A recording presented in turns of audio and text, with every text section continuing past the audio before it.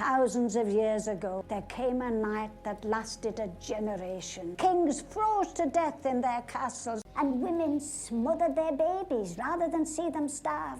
In that darkness, the White Walkers came for the first time. They swept through cities and kingdoms, riding their dead horses. In this video, I'll discuss the plot and everything else you need to know about the Game of Thrones prequel Bloodmoon, and my predictions on what we'll get to see in it. I'll discuss the prequel updates in the second part of this video, so stay tuned for that.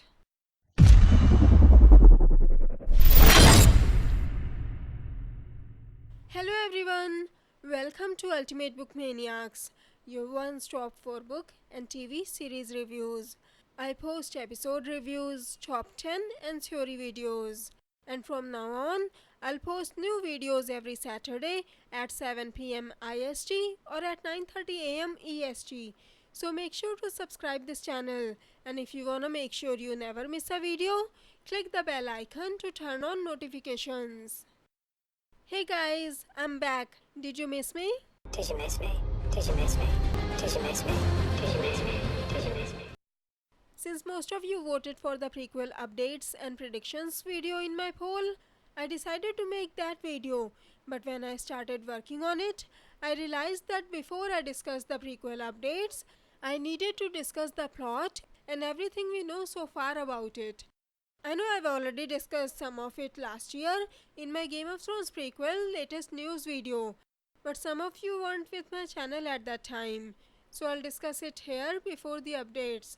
I'll also post the link to that video in the end, in case you wanna check that out. HBO's official description reads, set thousands of years before the event of Thrones, the project chronicles the world's descent from the golden age of heroes into its darkest hour. And only one thing is for sure, from the horrifying secrets of Westeros history to the true origin of the White Walkers, the mysteries of the East to the Starks of legend, it's not the story we think we know. As you can see, there is a lot about Westeros history we still don't know about.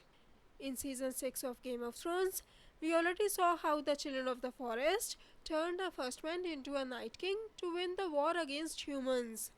George R.R. Martin has also confirmed that the White Walkers will be in this series.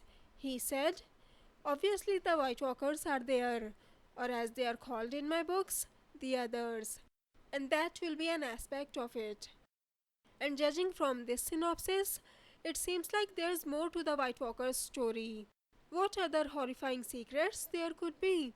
I have a theory about that. Do you remember my Stark blood theory? I know I posted that crazy theory almost 3 years ago, but just like the R+L=J theory, I strongly feel like it's true. The more I read about the Starks, the more signs I see in the books. Remember how I said in my theory videos that only the Children of the Forest used to be Greenseers? But somehow, over time, these powers transferred to the First Men. According to Mr. Childer's book, Winter's Kings, or the Legends or Lineages of the Starks of Winterfell, when BRAN the Builder was attempting to build the wall, he sought help from the Children of the Forest.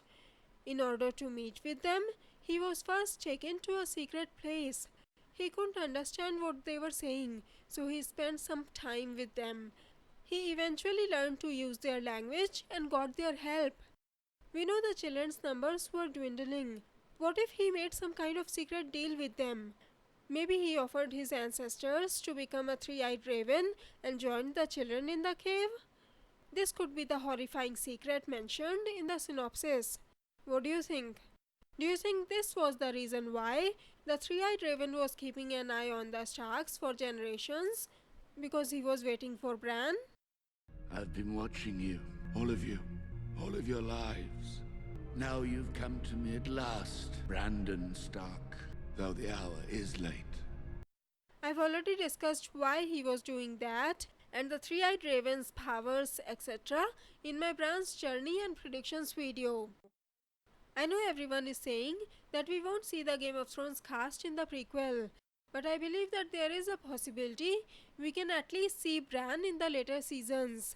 I've discussed how a three-eyed raven, aka a green seer, can share a vision with another green seer.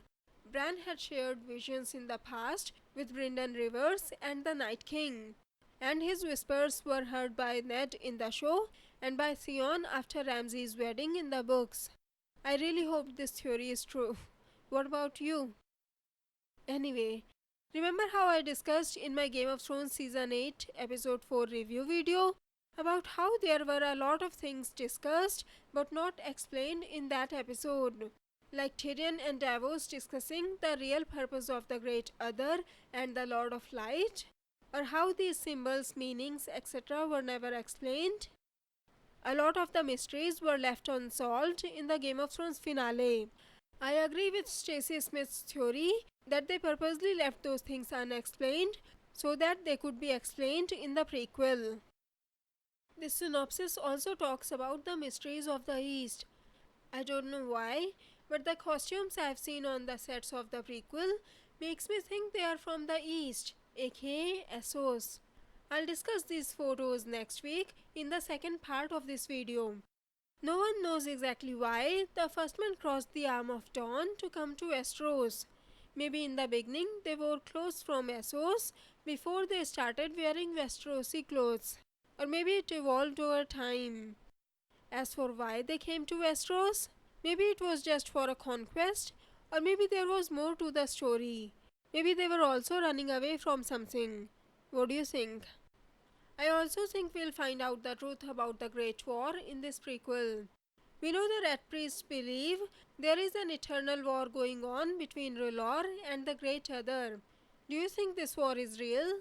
I discussed them in my Gods and Their Champions video series. I know a lot of fans were disappointed that Arya was the one who got to kill the Night King, not Jon. But if this theory is true, then Arya was the champion of the God of Many Faces, aka the God of Death, and the Night King and the Whites sort of cheated the God of Death. So it was only fair that his champion was the one who killed them. I also said in those videos that these gods came together and chose their champions to defeat the Great Other and its champion. And all these champions sort of did come together and one way or another contributed in winning the Great War. I know the last season didn't end up exactly as what everyone expected, and it disappointed some of the fans because the storyline wasn't properly developed, but if it goes down the same way in the books, it will be explained well and will be shown in a much better way. Anyway, coming back to the prequel, the synopsis says that Bloodmoon will show the world's descent from the Golden Age of Heroes to the Long Night. So what is the Age of Heroes? Or what happened before or after the Age of Heroes or the Long Night? Don't worry, I'll explain all of this in my major events in Game of Thrones Prequel Bloodmoon timeline video, beginning from the Dawn Age, aka before the First Men came to Westeros, and their war with the Children of the Forest, to the end of the Long Night, founding of House Stark and the wall being built, etc. I'll post this video soon, so stay tuned for that. According to HBO, we'll probably not see the first Game of Thrones spin-off till 2021, even though they have finished filming the pilot now. We also know that Bloodmoon is only a working title.